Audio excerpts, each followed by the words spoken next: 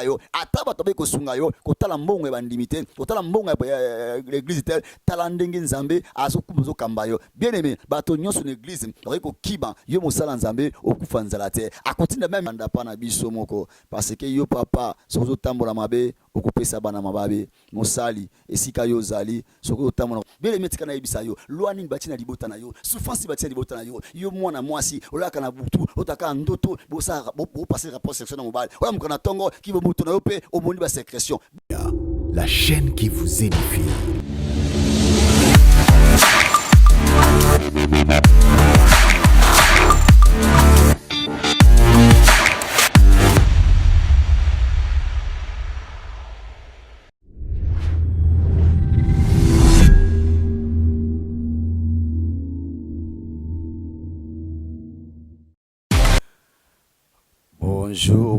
Bonjour, peuple de Dieu. Bonjour, Bananzambe. Ici Kaizouam Bino.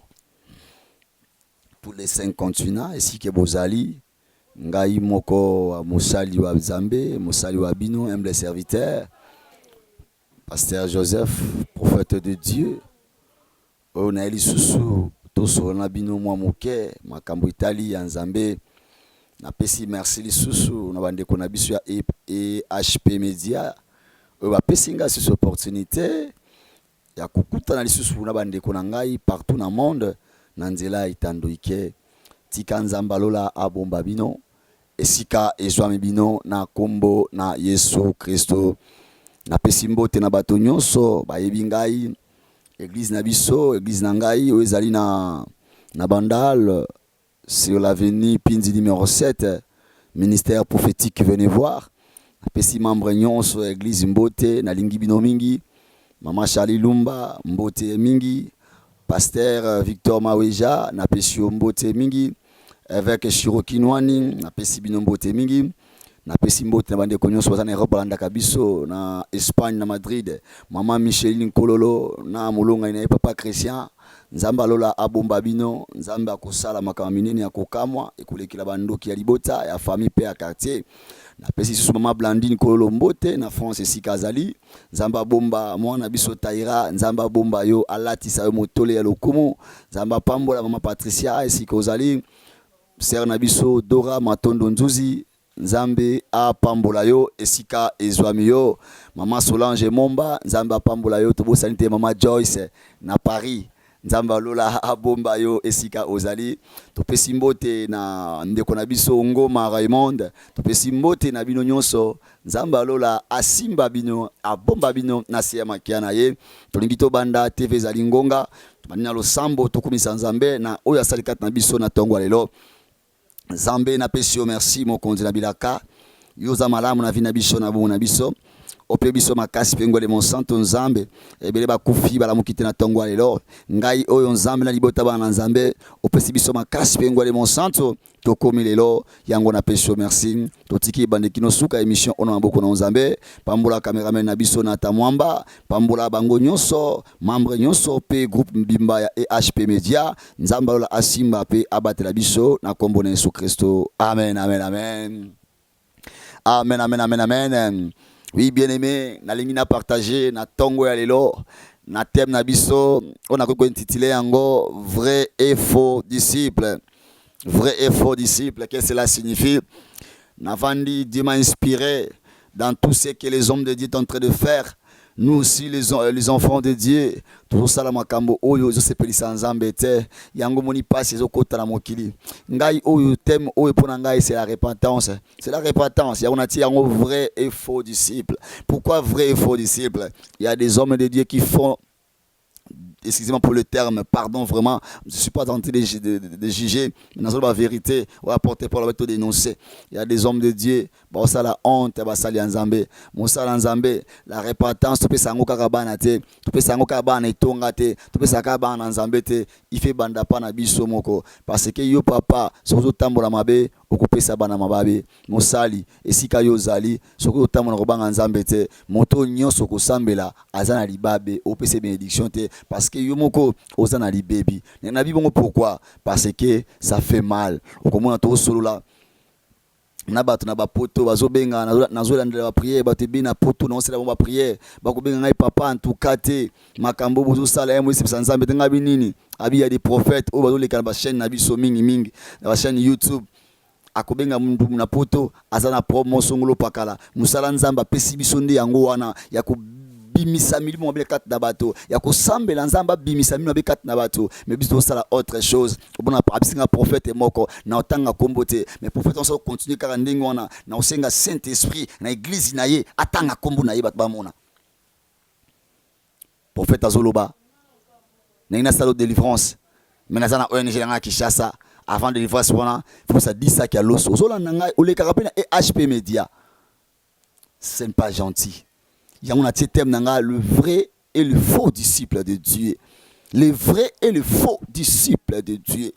Azo ko insister, a obenga ser lokola nyongo. Papa, il pour ça la délivrance. Il faut monter besoin action de grâce, il y a 10 sacs à l'os. On ça la boutique.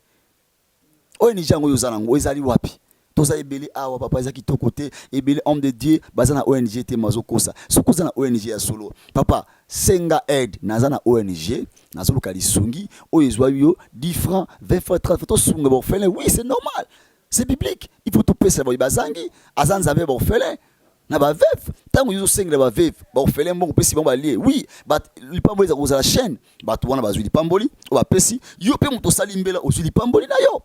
mais ekoma nyongo te action de grâce era nyongo te ce que moni moto osenga action de grâce makasi ko nyongo c'est qu'azali faux disciple parce que action de grâce ezala biso ba pasteur te ya biso ba prophète te eza action de grâce ya nzambe ele kakala maboko na biso parce que nzambe yo komona ete mosali ya nzambe to frère en Christ to mona mosali nzambe te okopesa biso na nzela ba sali to kosambela to sali ba besoin o église za ko senga c'est ça l'action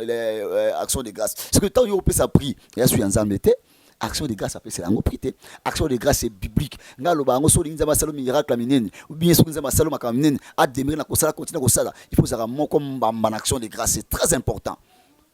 total l'histoire ya Anne entend azoli et comme na suka ana sala kinini ta konza ba Samuel akekoluka mosakoleli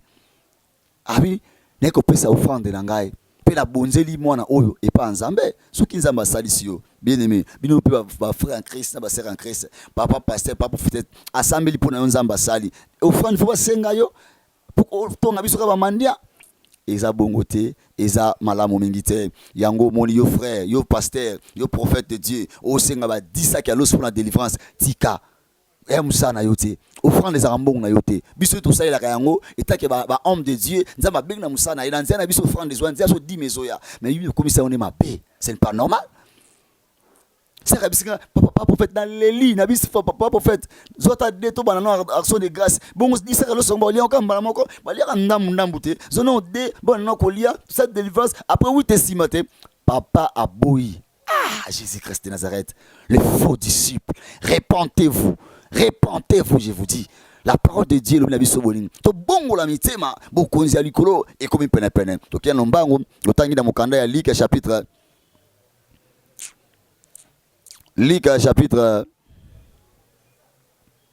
6 verset 46. Place au suka to suki, pourtant ezabenda mulaite. Luc chapitre 6 verset 48. Vous allez bon les semères, l'homme chose est moi différent à lui seconde, vous avez un la Biblia. Bah français ont moi comme moi différent ces allées. Je lis au nom de Jésus-Christ. Pourquoi m'appelez-vous Seigneur, Seigneur, alors que vous n'accomplissez pas ce que je vous commandais? Savez-vous à qui ressemble celui qui vient à moi, qui écoute ce que je dis et l'applique?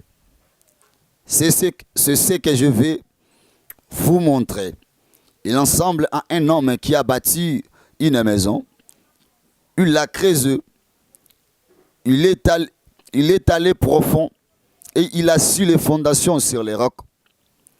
Quand le fleuve a débordé,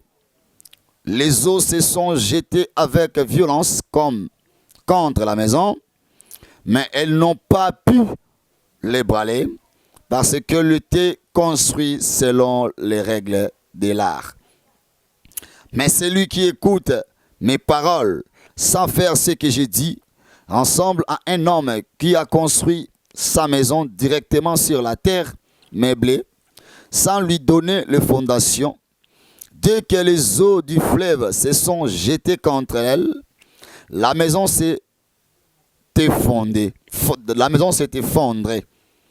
Et il n'en est resté qu'un grand tas de ruines. Amen. Bible etalisi biso poele. Elobi na biso moto oyo atongi ndako na ye likolo ya libanga ya makasi. Atie fondation oyo esengeli. Tango mai ekoya pona ete pele kotonda deluge obengaka pele na lingala. Tango ekotonda ekosala nini? Ekometenir yango parce que ndako wana etongami solo na fondation oyo esengeli. Obenga na français ba fondation appropriée azu ba architecte malamu o basali. Eliko banini? Le vrai homme de Dieu, le vrai disciple. Lokola yozo la nanga zaba pambo vrai disciple.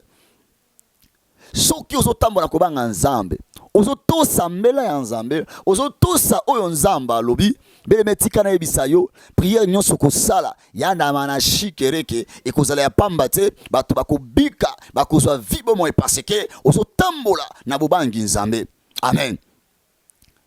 Ezana bato mosusu komona bango, azo gêner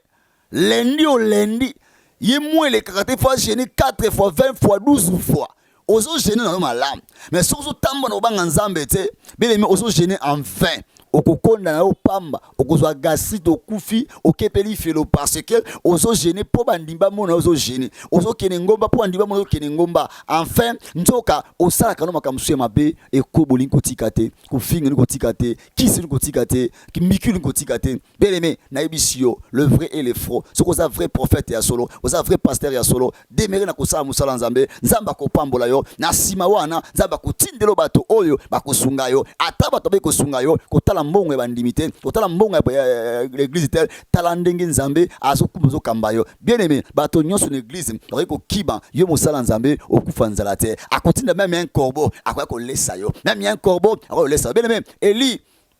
tanga bela ki moto etumba ki biloko nyonso etumbi bilanga etumbi zamba etumbi banyama par après asala kinini passe les kinzale ko les alite asambela kinzambe lokola za un vrai prophète de Dieu nzaba sa kinini atali corbeau obenga kombe akolesa biloko bien aimé yo pozala kombe o nzambe akotinda bato bakolesa pe bakosunga yo lokoso emimona débauche te lokoso okomona bato mususu on a prophète de Dieu akende wester eyon 10 fois 30 fois na moi moko mais mbongo wana osala ngonini osala mbongo wana ba débauche osala n'importe quoi poser un sous-bassement ya nganga moko songolo pakala osala lititi moso pakala l'art de domination pour dominer bato mais metika na yebisa yo bongo la motema na yo repentez-vous papa ezana yo nanga to bongo la motema peut-être lo bate parce pour Joseph façon lo ba tobongo yemoko nazoteya binote nazoteya nde biso nazoteya ka bino moko te nazoteya biso y compris na ngai soki nasalaka mabe esenge na ngapena tika po nzambe asunga bien aimé bino boza mopanzi na Europe kuna na Asie na Amérique na Afrique obovandi nzamba bina biso oza premier prophète ya vie na yo moko il faut examiner c'est un discernement est-ce que prophète ononso na ye asa musala nzambe solo bato vérifier beba pourquoi aso na moto oyo azani kutu musala nzambe te azali moto oyo abeba mwana libebi abunga nzela kala moto abongo beleme ata sambeli 5 ans ozwa vite le contraire azotia ba alliance ya mabe kata vie na bomo na yo esengi na yo o changer bila biso boye au conseil mo passe mo ma 10 ans exemple typique yo teka nguba pendant 10 ans teka nguba non c'est pas normal il faut s'arrêter c'est sur la vie. Pourquoi ngai nazo avancer te nazo ko avancer te pourquoi oyeba pourquoi avancer te et ça bino lokola bo aussi ba prophète ebelé na nzela na biso sur YouTube all ba prophète ya ebelé ba maguiste bo ça ba aventure na peuple de Dieu ba na nzambe to bongola motema le faux et le vrai prophète beleme na peso conseil sur landanga prophète ya mabe okoyeba kana lokoso ya mbongo délivrance za ka mbongo te délivrance c'est gratuit délivrance c'est offert délivrance c'est gratuit après la délivrance il faut talisa ndeko nzamba lola apambolio abikisio okupesa nzambe nini il faut obéir action de grâce et c'est pour ça nzambe eza moko ya matondo oyo nyonso nzambe asali kati na bomo na yo. Action de grâce ce n'est pas un péché, action de grâce eza mabete, il faut kopesa yango. Tutala Biblia batebele pesa action de grâce. Ba Noé, ba Esther, on peut voir même Abraham. Yo se batté au action de grâce. Pasteur wana moyibi. Batteur action de grâce, prophétesse wana moyibi. Batteur action de grâce, prophète wana moyibi. Action de grâce, c'est biblique.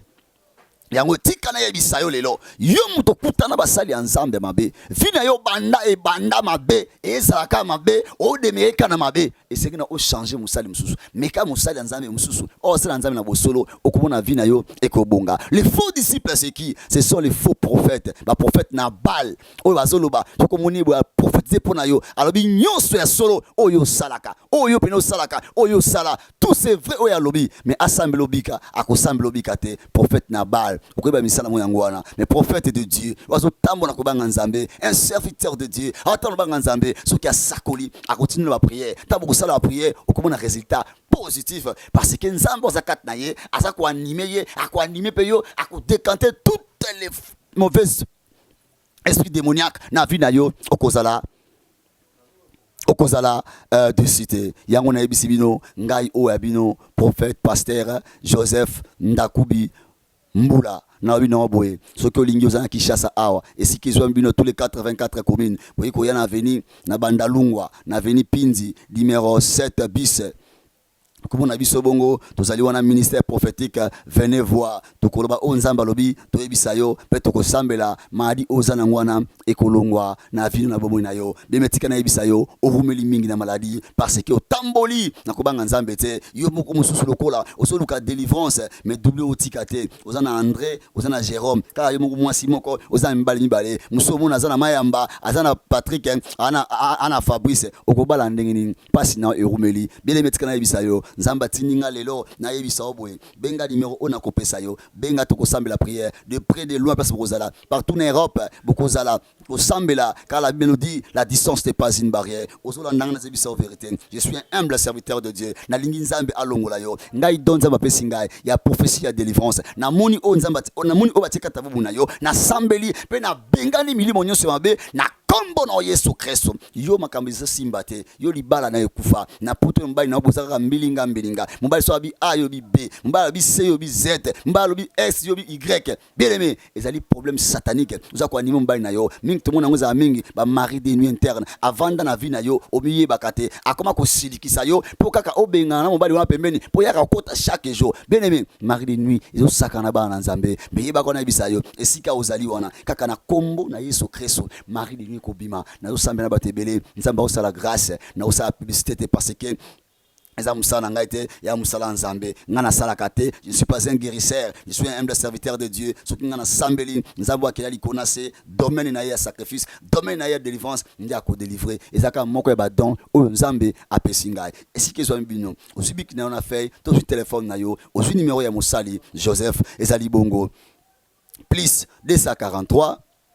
84 pardon plus 243 89 58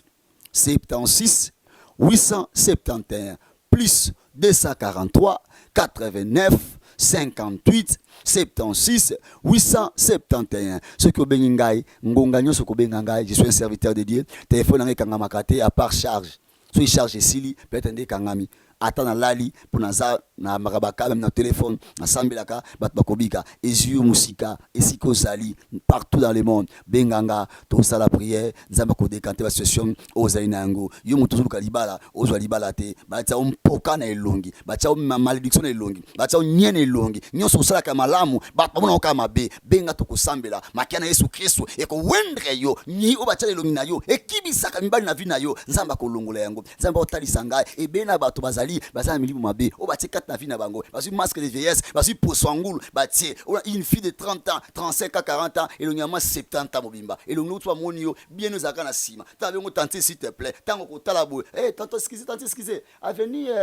l'ouvrir zarawapi bakosi na avenir parce que elongi na yo ezali mabe ya kindoki menzamba saloma bete balato masque de vieillesse tikana yebisa yo soko yina nzambe akobikisa yo alemba na eloko moko te bien na bi histoire ya mana ya kuki ya bilia ayaki ahube na maladie mabe infirmité nzamba lobaki na yesu baki na nini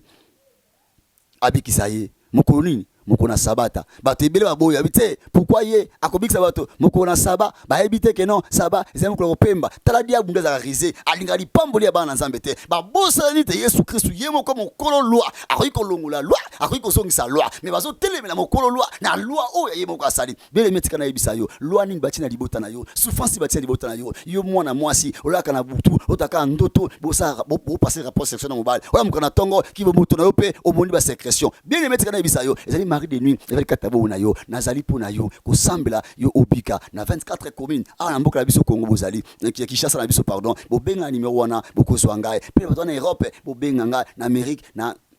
Asie na Afrique bobenga ngai na kosambela pona bino ezana bato msavani na poto mikanda ezali te ka boto fele so teka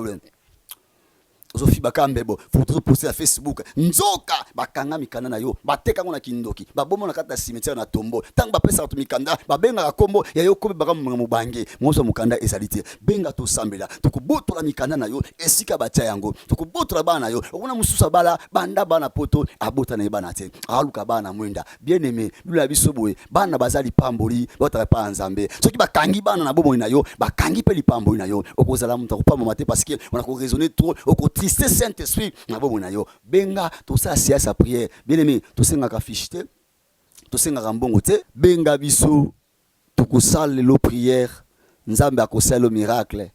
nzambe akobikisa yo ezana bato ebele basala bo alliance na famille awa na Congo mane na Brazza basala alliance na Congo na Mali basala alliance na Congo na Maroc basala alliance na Congo na France na États-Unis na Belgique bien aimé alliance et traverse le monde entier ce que ça la prière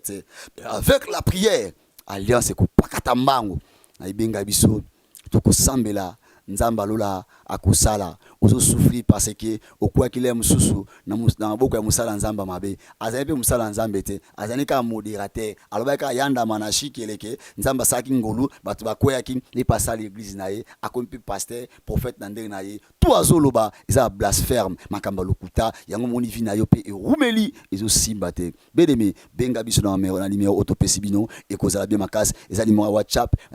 WhatsApp ya appel okubenga biso tokozwa yo ngonga nyonso oyo nzambe akupermettre yonanga tokutana kubanga te beneme benga biso tokusambela pona yo soki ezali makambo toloba tokoloba o nzambe lobi soki sengisi ya sa prière ya nombre de jours to ya ba bikolo nzambe akusala tokusala prière wana poyo bika eza rôle oyo nzambe apesi biso tosala na mosala na ye ponga pe mokola suka na pesa rapport na ngai Joseph elekaki ndenge nini tala makambo na ngai pe yangoyo nzamba lola apambola bino apambola bandimi nyonso.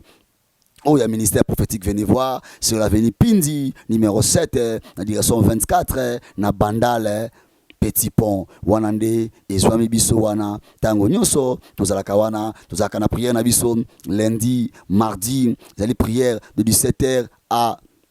19h30 chaque jeudi nous avons ngomba de 0h ya jeudi wana ti na tongo vendredi titilango vendredi miracle tu na prière de 10h à 16h 17h tu fongoli jeune prière na biso to zongi banda to pema pe samedi to zongi soir na prière pour na ko bongisa milieu ya dimanche to zakani wana lisusu na 9h juste pe na 11h30 to silisi tika nzambe apambola biso apambola botaba na nzambe na pesi mbote na cameraman na biso intelligent na tamwamba yende vraiment azo sala makam oyo zo sepelisa nzambe na nzela evangelisation ya kuzwa biso bilili collectionner tandoike na pesi mbote na ma pasteur merveille kangu mambote ndakubi na pesi mbote na nzapali ndakubi yende azali bongo protocole na biso ya église nzamba lola apambola yo mama prophétesse Charlie Charlie Lumba, Nzambalola, Abomba Biso, Dora Matondo, Christophe Mangandombala, Jili Manga Bangandombala, Laetitia Rite Tracy, Nzambalola, Apambla Bino, tout ceux qui vont la prière, Nzambalola Mokonzi Nabilaka. Ozanzambe papa na bomo na pesio merci na bola mosalikat na bomo nangai mana kilanga lokola alpha oshena ngalo Emmanuel pe osuksi ngalo omega totiki nyonso nzambe tolobi lelo nzambe esimba mitema ya bato babongola motema balanda nzela ya yo na kombo na Yesu Kristo amen nzambe apambola biso.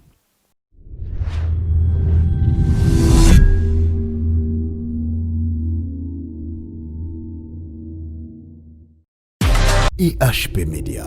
la chaîne qui vous édifie.